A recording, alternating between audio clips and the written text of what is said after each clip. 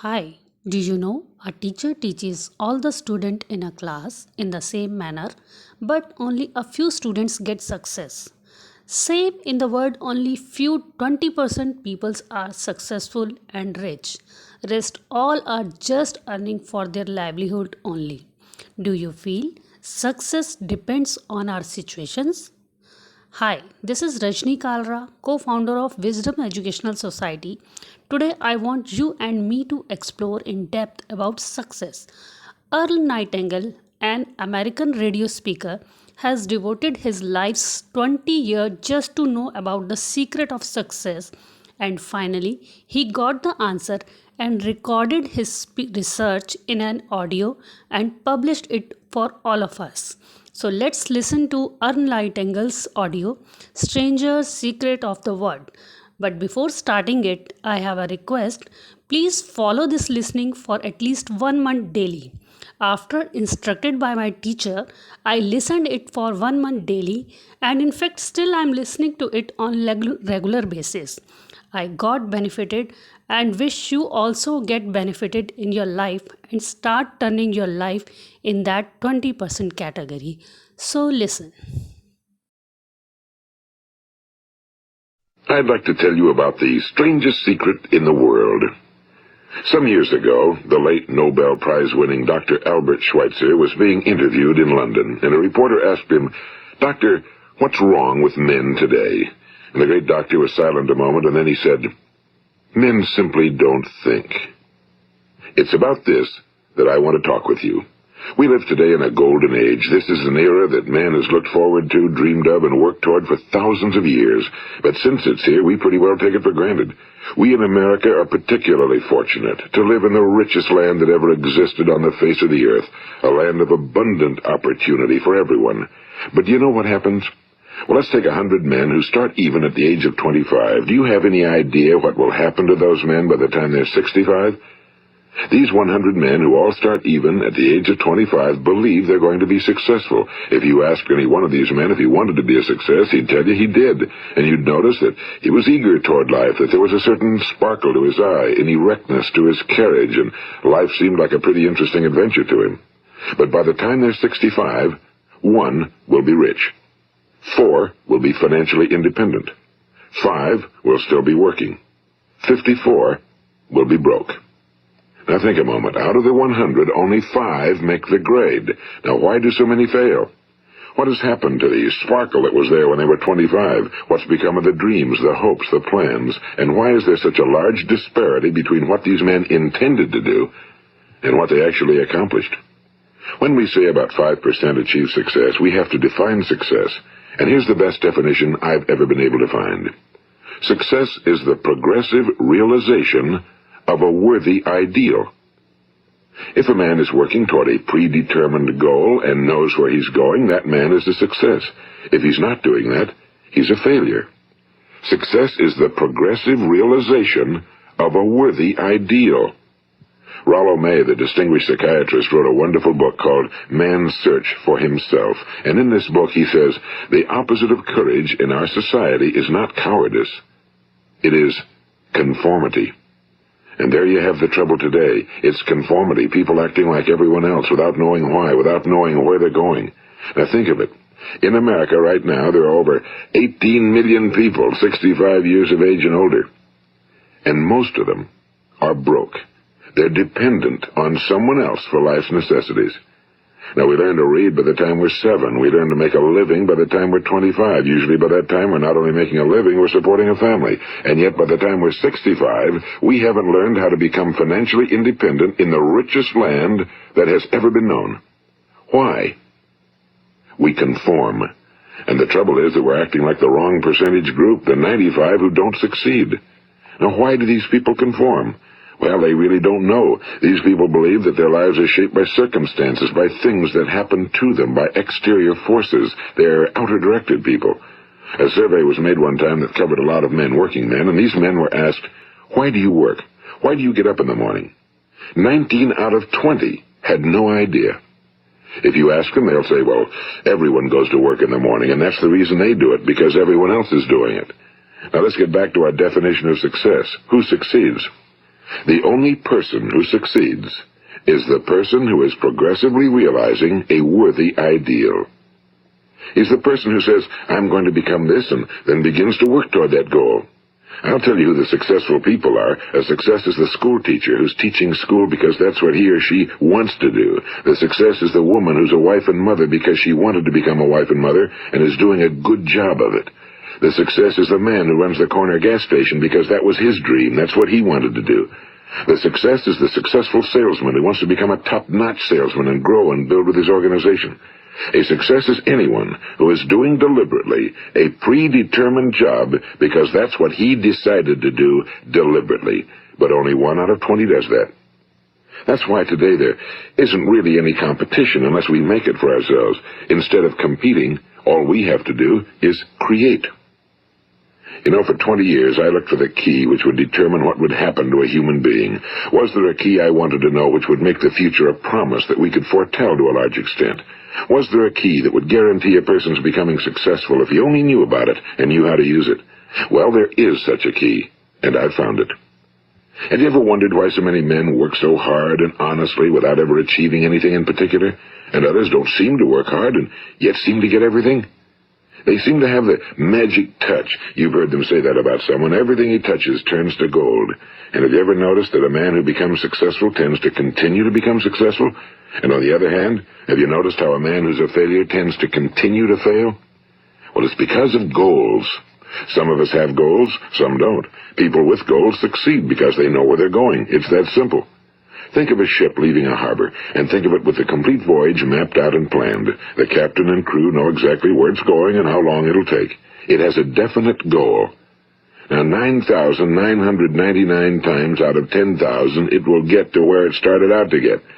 Now let's take another ship, just like the first, only let's not put a crew on it or a captain at the helm. Let's give it no aiming point, no goal, no destination. We just start the engines and let it go.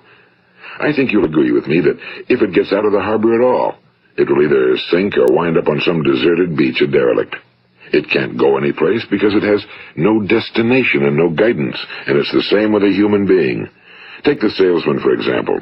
There's no other person in the world today with the future of a good salesman. Selling is the world's highest paid profession, if we're good at it and if we know where we're going.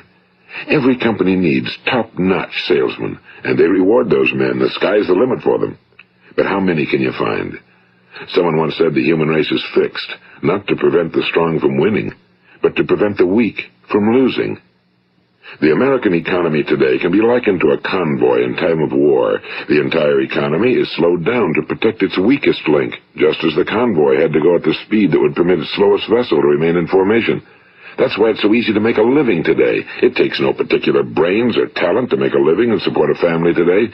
So we have a plateau of so-called security, if that's what a person is looking for. But we do have to decide how high above this plateau we want to aim. Now let's get back to the strangest secret in the world, the story that I wanted to tell you today. Why do men with goals succeed in life and men without them fail? Well, let me tell you something which, if you really understand it, will alter your life immediately. If you understand completely what I'm going to tell you from this moment on, your life will never be the same again. You will suddenly find that good luck just seems to be attracted to you. The things you want just seem to fall in line, and from now on you won't have the problems, the worries, the gnawing lump of anxiety that perhaps you've experienced before. Doubt, fear, well, they'll be things of the past. Here's the key to success and the key to failure. We become what we think about. Now let me say that again. We become what we think about. Throughout all history, the great wise men and teachers, philosophers and prophets have disagreed with one another on many different things. It's only on this one point that they are in complete and unanimous agreement. Listen to what Marcus Aurelius, the great Roman emperor, said. A man's life is what his thoughts make of it. Disraeli said this, everything comes if a man will only wait. I've brought myself by long meditation to the conviction that a human being with a settled purpose must accomplish it, and that nothing can resist a will that will stake even existence for its fulfillment. Ralph Waldo Emerson said this, a man is what he thinks about all day long. William James said, the greatest discovery of my generation is that human beings can alter their lives by altering their attitudes of mind. And he also said, we need only in cold blood act as if the thing in question were real, and it will become infallibly real by growing into such a connection with our life that it will become real. It will become so knit with habit and emotion that our interest in it will be those which characterize belief. And he also said, if you only care enough for a result, you will almost certainly attain it. If you wish to be rich, you will be rich. If you wish to be learned, you will be learned. If you wish to be good, you will be good. Only you must then really wish these things, and wish them exclusively, and not wish at the same time 100 other incompatible things just as strongly. In the Bible you read in Mark 9:23, if thou canst believe, all things are possible to him that believeth. My old friend Dr. Norman Vincent Peale put it this way, this is one of the greatest laws in the universe. Fervently do I wish I had discovered it as a very young man. It dawned upon me much later in life, and I found it to be one of the greatest, if not my greatest discovery outside of my relationship to God. The great law, briefly and simply stated, is that if you think in negative terms, you will get negative results. If you think in positive terms, you will achieve positive results. That is the simple fact, he went on to say, which is at the basis of an astonishing law of prosperity and success. In 3 words, believe and succeed. William Shakespeare put it this way, our doubts are traitors and make us lose the good we oft might win by fearing to attempt. George Bernard Shaw said, people are always blaming their circumstances for what they are. I don't believe in circumstances. The people who get on in this world are the people who get up and look for the circumstances they want, and if they can't find them, make them. Well, it's pretty apparent, isn't it? And every person who discovered this for a while believed that he was the first one to work it out. We become what we think about. Now, it stands to reason that a person who's thinking about a concrete and worthwhile goal is going to reach it, because that's what he's thinking about, and we become what we think about. Conversely, the man who has no goal, who doesn't know where he's going, and whose thoughts must therefore be thoughts of confusion and anxiety and fear and worry, becomes what he thinks about. His life becomes one of frustration and fear and anxiety and worry. And if he thinks about nothing, he becomes nothing. Now, how does it work? Why do we become what we think about? Well, I'll tell you how it works as far as we know. Now, to do this, I want to tell you about a situation that parallels the human mind. Suppose a farmer has some land, and it's good fertile land. Now, the land gives the farmer a choice. He may plant in that land whatever he chooses. The land doesn't care. It's up to the farmer to make the decision. Now, remember, we're comparing the human mind with the land because the mind, like the land, doesn't care what you plant in it. It will return what you plant, but it doesn't care what you plant. Now let's say that the farmer has 2 seeds in his hand. One is a seed of corn, the other is nightshade, a deadly poison. He digs 2 little holes in the earth and he plants both seeds, one corn, the other nightshade. He covers up the holes, waters, and takes care of the land, and what will happen? Invariably the land will return what's planted. As it's written in the Bible, as ye sow, so shall ye reap. Now remember, the land doesn't care. It'll return poison in just as wonderful abundance as it will corn. So up come the 2 plants, one corn, one poison. Now, the human mind is far more fertile, far more incredible and mysterious than the land, but it works the same way. It doesn't care what we plant. Success, failure. A concrete, worthwhile goal, or confusion. Misunderstanding, fear, anxiety, and so on. But what we plant, it must return to us. You see, the human mind is the last great unexplored continent on Earth. It contains riches beyond our wildest dreams. It will return anything we want to plant. Now, you might say, well, if that's true, why don't people use their minds more? Well, I think they figured out an answer to that one, too. Our mind comes as standard equipment at birth. It's free, and things that are given to us for nothing we place little value on. Things that we pay money for, we value. The paradox is that exactly the reverse is true. Everything that's really worthwhile in life came to us free. Our minds, our souls, our bodies, our hopes, our dreams, our ambitions, our intelligence, our love of family and children and friends and country, all these priceless possessions are free.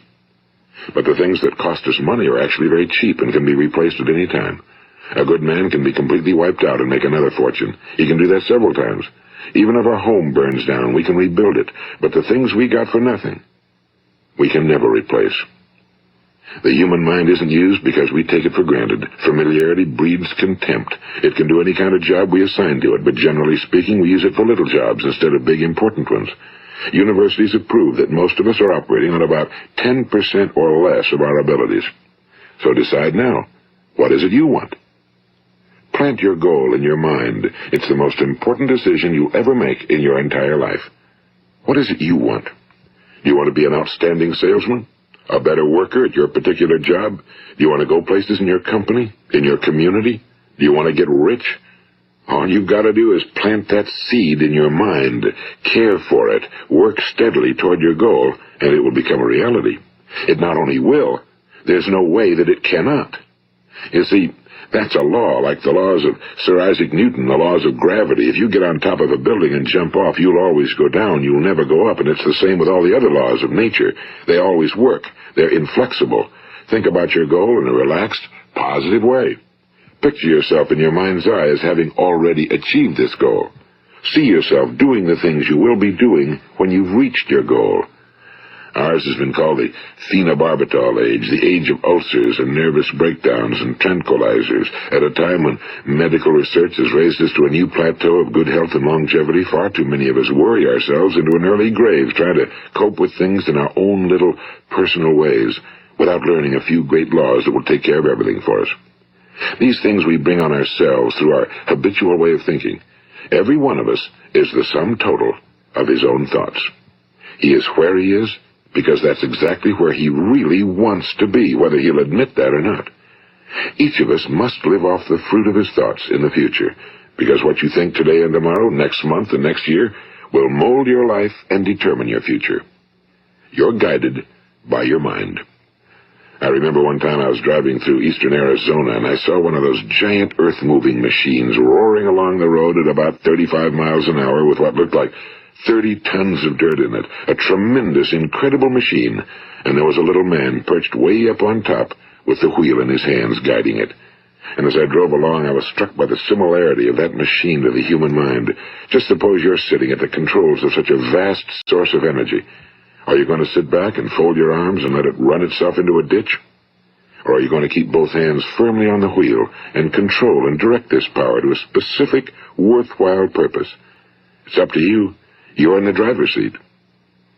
You see, the very law that gives us success is a two-edged sword. We must control our thinking. The same rule that can lead a man to a life of success, wealth, happiness, and all the things he ever dreamed of for himself and his family. That very same law can lead him into the gutter. It's all in how he uses it, for good or for bad. This is the strangest secret in the world. Now, why do I say it's strange, and why do I call it a secret? Actually, it isn't a secret at all. It was first promulgated by some of the earliest wise men, and it appears again and again throughout the Bible, but very few people have learned it, understand it. That's why it's strange, and why for some equally strange reason it virtually remains a secret. I believe that you could go out and walk down the main street of your town and ask one man after another what the secret of success is, and you probably wouldn't run into one man in a month who could tell you. Now, this information is enormously valuable to us if we really understand it and apply it. It's valuable to us not only for our own lives, but the lives of those around us, our families, employees, associates, and friends.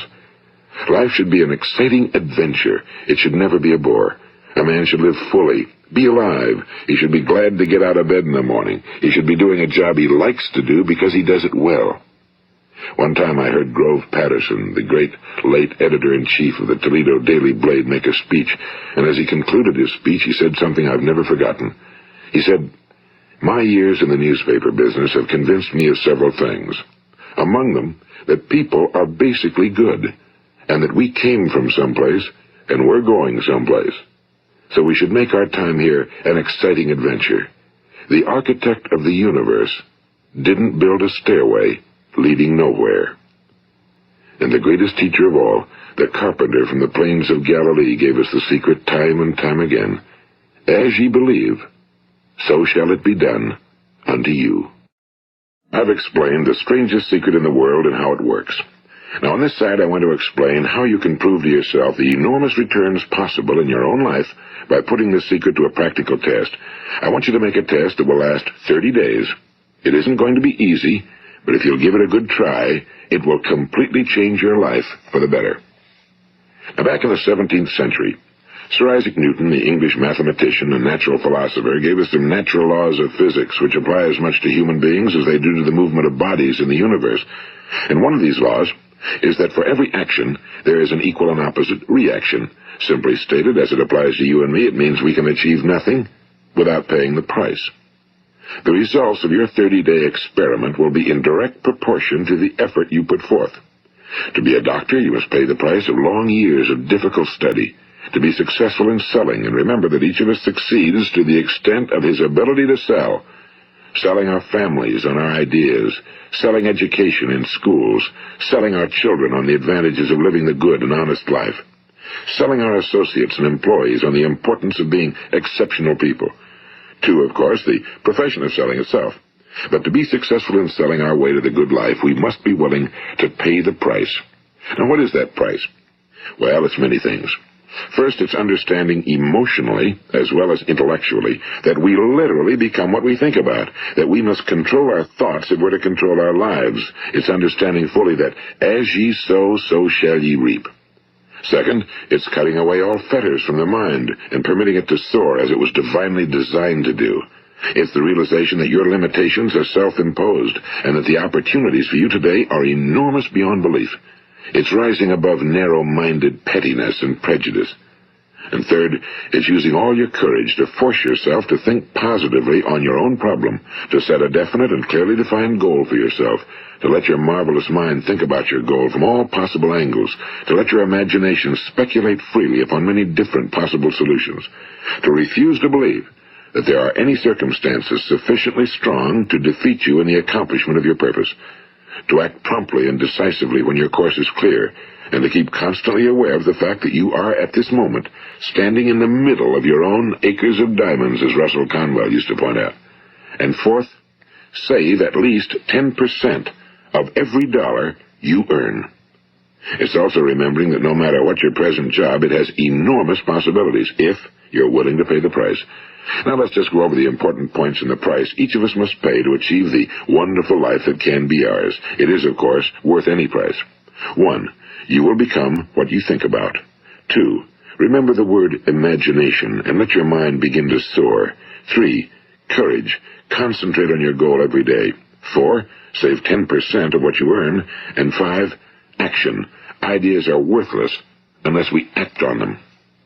Now, I'll try to outline the 30-day test I want you to make. Keep in mind that you have nothing to lose by making this test and everything you could possibly want to gain. There are 2 things that may be said of everyone. Each of us wants something, and each of us is afraid of something. I want you to write on a card what it is you want more than anything else. It may be more money. Perhaps you'd like to double your income or make a specific amount of money. It may be a beautiful home. It may be success at your job. It may be a particular position in life. It could be a more harmonious family. Each of us wants something. Now write down on your card specifically what it is you want. Make sure it's a single goal and clearly defined. You needn't show it to anyone, but carry it with you so that you can look at it several times a day. Think about it in a cheerful, relaxed, positive way each morning when you get up, and immediately you have something to work for, something to get out of bed for, something to live for. Look at it every chance you get during the day and just before going to bed at night. And as you look at it, remember that you must become what you think about, and since you're thinking about your goal, you realize that soon it will be yours. In fact, it's yours really the moment you write it down and begin to think about it. Look at the abundance all around you as you go about your daily business. You have as much right to this abundance as any other living creature. It's yours for the asking. Now we come to the difficult part. Difficult because it means the formation of what is probably a brand new habit, and new habits are not easily formed. Once formed, however, it will follow you for the rest of your life. Stop thinking about what it is you fear. Each time a fearful or negative thought comes into your consciousness, replace it with a mental picture of your positive and worthwhile goal. And there'll come times when you'll feel like giving up. It's easier for a human being to think negatively than positively. That's why only 5% are successful. You must begin now to place yourself in that group. For 30 days, you must take control of your mind. It will think about only what you permit it to think about. Each day for this 30-day test, do more than you have to do. In addition to maintaining a cheerful, positive outlook, give of yourself more than you've ever done before. Do this knowing that your returns in life must be in direct proportion to what you give. The moment you decide on a goal to work toward, you're immediately a successful person. You are then in that rare and successful category of people who know where they're going. Out of every 100 people, you belong to the top 5. Don't concern yourself too much with how you're going to achieve your goal. Leave that completely to a power greater than yourself. All you have to do is know where you're going. The answers will come to you of their own accord and at the right time. Remember these words from the Sermon on the Mount, and remember them well. Keep them constantly before you this month of your test. Ask, and it shall be given you. Seek, and ye shall find. Knock, and it shall be opened unto you. For every one that asketh receiveth, and he that seeketh findeth, and to him that knocketh it shall be opened. It's as marvelous and as simple as that. In fact, it's so simple that in our seemingly complicated world, it's difficult for an adult to understand that all he needs is a purpose and faith. For 30 days, do your very best. If you're a salesman, go at it as you've never done before, not in a hectic fashion, but with the calm, cheerful assurance that time well spent will give you the abundance in return you deserve and want. If you're a homemaker, devote your 30-day test to completely giving of yourself without thinking about receiving anything in return, and you'll be amazed at the difference it makes in your life. No matter what your job, do it as you've never done it before for 30 days.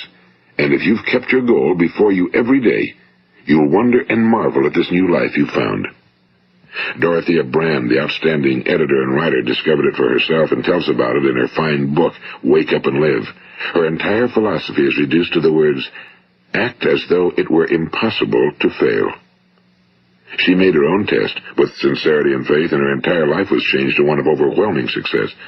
Now, you make your test for 30 full days. Don't start your test until you've made up your mind to stick with it. You see, by being persistent, you're demonstrating faith. Persistence is simply another word for faith. If you didn't have faith, you'd never persist. If you should fail during your first 30 days, by that I mean suddenly find yourself overwhelmed by negative thoughts, you've got to start over again from that point and go 30 more days. Gradually, your new habit will form until you find yourself one of that wonderful minority to whom virtually nothing is impossible. And don't forget the card. It's vitally important as you begin this new way of living. On one side of the card, write your goal, whatever it may be. On the other side, write the words we've quoted from the Sermon on the Mount. Ask, and it shall be given you. Seek, and ye shall find. Knock, and it shall be opened unto you. Nothing great was ever accomplished without inspiration. See that during these crucial first 30 days, your own inspiration is kept at a peak. And above all, don't worry. Worry brings fear, and fear is crippling. The only thing that can cause you to worry during your test is trying to do it all yourself. Know that all you have to do is hold your goal before you. Everything else will take care of itself. Remember also to keep calm and cheerful. Don't let petty things annoy you and get you off course. Now, since making this test is difficult, some will say, why should I bother? Well, look at the alternative. No one wants to be a failure. No one really wants to be a mediocre individual. No one wants a life constantly filled with worry and fear and frustration.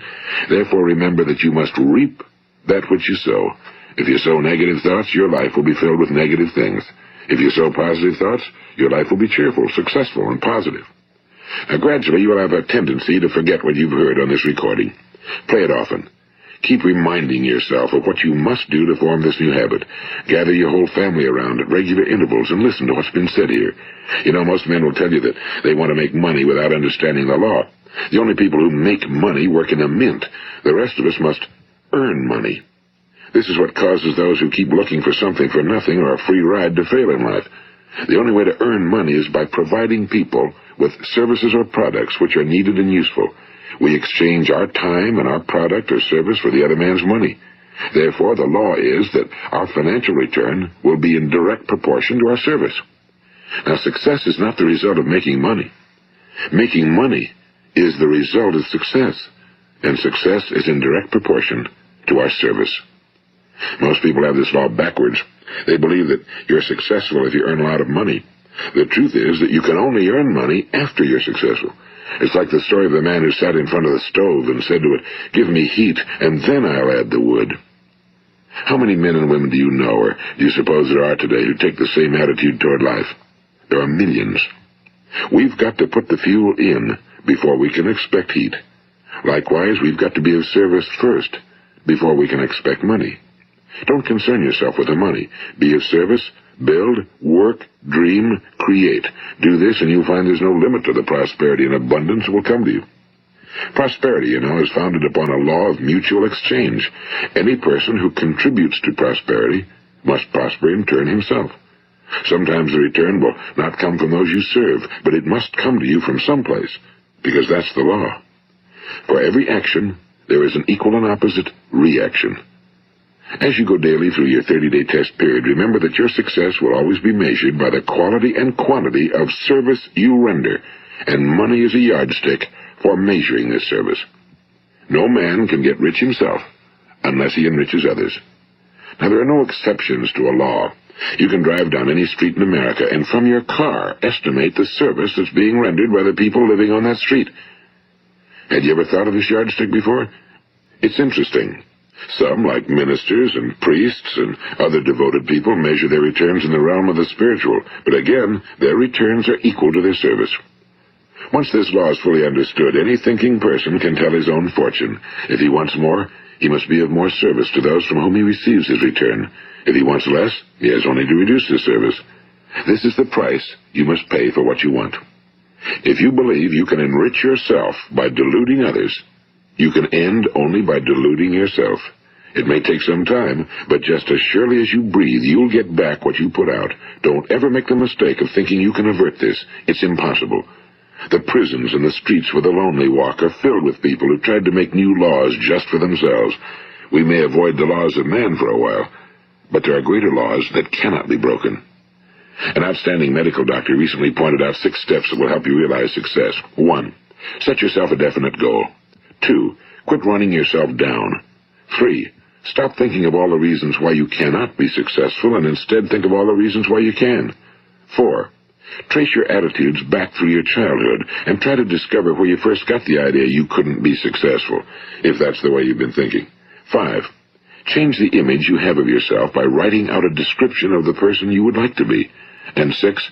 Act the part of the successful person you have decided to become. The doctor who wrote those words is a noted West Coast psychiatrist, Dr. David Harold Fink. Do what the experts since the dawn of recorded history have told you must do. Pay the price by becoming the person you want to become. It's not nearly as difficult as living unsuccessfully. Make your 30-day test, then repeat it again, and each time it will become more a part of you until you'll wonder how you could ever have lived any other way. Live this new way and the floodgates of abundance will open and pour over you more riches than you may have dreamed existed. Money? Yes, lots of it. But what's more important, you'll have peace. You'll be in that wonderful minority who lead calm, cheerful, successful lives. Start today. You have nothing to lose, but you have a whole life to win. This is Earl Nightingale, and thank you. I hope this audio may be an eye-opener for you. You liked it also. If you liked it, please subscribe to my channel, like my audio, and don't forget to press the bell icon so that you get the notification of my latest audios and videos. This audio is available in Hindi also on my channel. Once again, I just want to tell you, please continuously listen to this audio at least for next 1 month regularly. By listening this only once, you will like it, you will feel impressed too, but after some times you forget about it. But when you listen it on the daily, it will benefit you and you will be able to change in your thought process. Thank you.